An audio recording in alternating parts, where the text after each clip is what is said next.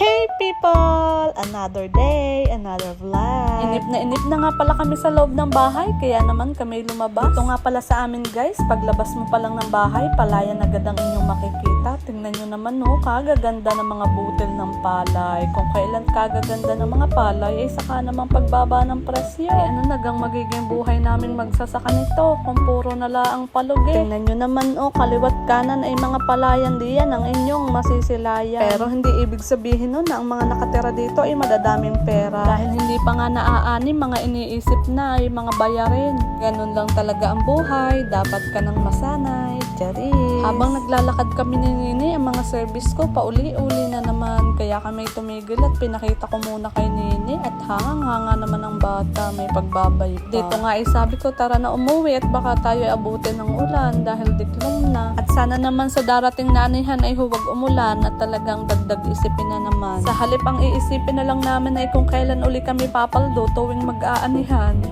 Ay wala. Siya yun lang muna guys. Bye-bye na. Thank you for watching.